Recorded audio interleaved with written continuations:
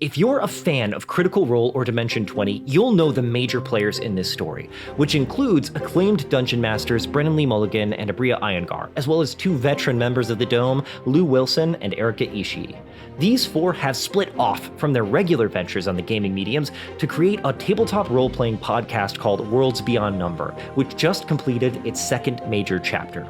On a recent talkback called a Fireside Chat, the group discussed some of the pushback they've encountered about their game, specifically about combat, or rather the lack thereof in the second chapter. Now, the second chapter of their story takes place in a city of magicians, where one of the characters in the story has a high political position, so it was unlikely that she or her friends would be in significant danger while they were there. And judging by the amount of combats that happened, or didn't happen, that was the correct assumption to have. Now, the DM of this game, Brennan Lee Mulligan, in particular has chafed at the idea that D&D has to be a combat-focused role-playing game, suggesting that it's only the culture around D&D, not the actual mechanics, that bring people to think D&D is a combat-oriented game.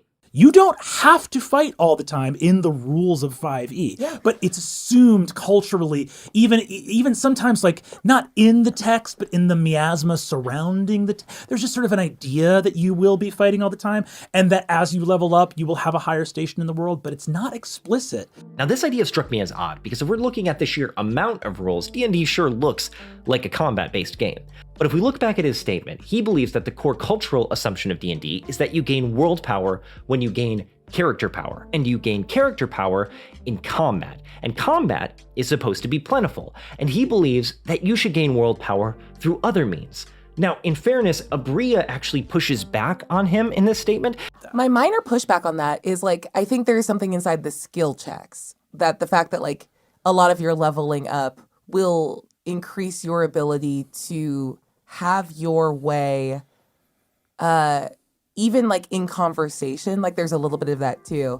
Now, people online have been suggesting that maybe because D&D is so combat-oriented, that it's the wrong game for them to be playing. It's been suggested that maybe the cast of Worlds Beyond Number should be playing a game more suited for the social gameplay that they seem to be more interested in pursuing in this story. Now, I'm going to actually just play for you what Brennan says about this, and what he believes D&D does for him and his table. D&D's a combat-oriented game. It's not for storytelling, it's for combat. The rules are all about combat. My reaction to that would be that observation, and this is a little bit dismissive and I apologize, but it would sort of be like looking at a stove and being like, this has nothing to do with food. You can't eat metal. This is not, clearly this contraption is just for moving gas around and having a clock on it. If it was about food, there'd be some food here. Instead, all of the machinery is just about creating heat, either in this cavity or this other place. But what you should get is a machine that actually is made of food or has food in it, or there's some food. Yeah. And the reaction I would have to that observation is, I'm going to bring the food. The food is my favorite part. I'm the food machine. I go to the grocery store and get food, and I cook it on this stove. So some of the things that people will say, these mechanics are destiny. Because D&D has so many combat mechanics, you are destined to tell combat stories. I fundamentally disagree. Combat is the part I'm the least interested in simulating through improvisational storytelling rules. Yeah. So I need a game to do that for me while I take care of emotions, relationships, character progression, because that shit is intuitive and I understand it well. I don't intuitively understand how an arrow moves through fictional airspace. Yeah. The metaphor Brennan was going for here is that he doesn't want a game that tries to provide to him what he wants to add to the gaming experience. He doesn't want the game to provide the dough for the pizza. He wants to provide the dough for the pizza. He chose D&D as a medium for this story because he wanted a physics engine that could model the stuff he didn't care about modeling, while he gets to spend his time and energy on the things he does care about, which are choices and consequences.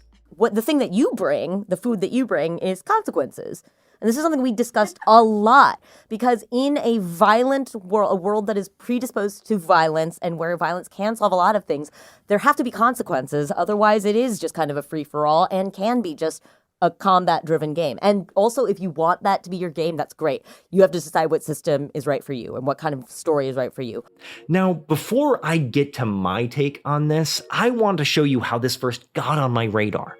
Now, I'd already listened to the first chapter of this story, but I wasn't yet caught up on the second, so this wasn't something that came naturally onto my feed. But I saw a reel on Instagram from Scene4RPG who argues against Brennan's analysis, and I want to talk about at least 2 points he made.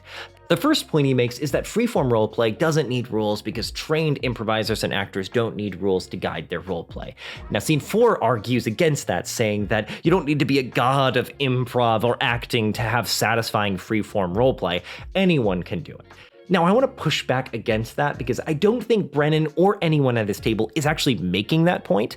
I think they're trying to say that they have a specific mode of storytelling in mind and don't see the benefit of adding some sort of mechanic that would get in the way of what they're trying to do. They're not saying they're so good at role-playing that they don't need it. They're saying in this game, they just don't want it.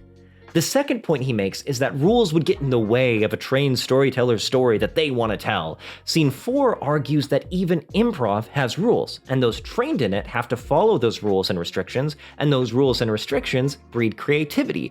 And those are the things that motivate the story to go in unexpected and interesting directions. Now, this is something I basically just agree with as a general point. I do think that mechanics can be hugely important for storytelling. That's basically the point of my whole channel. But I think the missing piece here is that Brennan isn't making a sweeping generalization about all tables or all games. He's talking specifically about his table and his game. He and his players know exactly the kind of game that they're trying to play and are using exactly the amount of systems necessary to help tell it. Basically, Brennan is just outsourcing the work he doesn't want to do to a system that all of them are familiar with. Now, I'm a big proponent of not just trying to rejig D&D to fit whatever homebrew game you want to make, and instead finding a better RPG system that better fits your vision. But the fact is, people like the cast of Worlds Beyond Number know all about those other systems and still chose to play D&D. To me, that just ends any discussion about whether that's the right system for them to be playing. As a caveat to that, I'll be the first to admit that I thought the McElroy brothers during the Adventure Zone were too blasé and dismissive of the mechanics of D&D. In fact, when they realized D&D wasn't the right fit for them, they switched to Monster of the Week, which is powered by the Apocalypse system. However, they ended up switching back to D&D after that, and I think the main reason is that Griffin didn't really like the mechanical storytelling strength of Monster of the Week because it stripped him of too much narrative control. And based on what I saw in the first season of Adventure Zone, Griffin loves and needs narrative control. So they went back to D&D because he could simply use that game as the physics system to tell the story they wanted to tell, just like the team at Worlds Beyond Number are doing too. Honestly, I'm torn about where I truly stand on this discussion. Obviously, I have immense familiarity with D&D, so it makes it the default choice for any story I want to tell. But I've been pushing myself out of my comfort zone and experiencing other systems, and it's taught me so much about role-playing games. I wonder though if, like those other DMs, I will wander back to D&D because it works as a physics system for the story me and my friends want to tell without the game trying to do the narrative work for us. All that said, I think D&D players are forgetting the most important aspect of the conversation on this podcast, so much so that it boggles my mind and truly elucidates the messed up priorities of tabletop role-playing game players. Preceding this take on mechanics and the importance of mechanics was a 20-minute discussion about which character on the show had the most bodacious badonkadonk. Why the hell are we focused on how professional improvisers prioritize their mechanics to freeform roleplay when there is a much more important conversation to be had right in front of us? For the longest time, society saw people who played D&D as degenerates, and I think it's high time we proved them right. D&D players are nasty motherfuckers, or rather, monster fuckers. I saw your Baldur's Gate achievements. Don't try to deny it. I know what you did. Let's be clear, I'm not saying that the point being made about how mechanics and rules can result in more interesting gameplay and more decisions that wouldn't have been made without those rules is wrong, and I also think that it's good to remember that in tabletop RPGs, the game doesn't end when initiative does. However, I also think that if you put that to Brennan, he'd agree with you. But the priorities of a man who spends a majority of his waking hours trying to put on a role-playing show that is interesting and pacey is way different than us normal folks who don't have to worry about cameras being on us while we're trying to find out what our spellcasting modifier is again.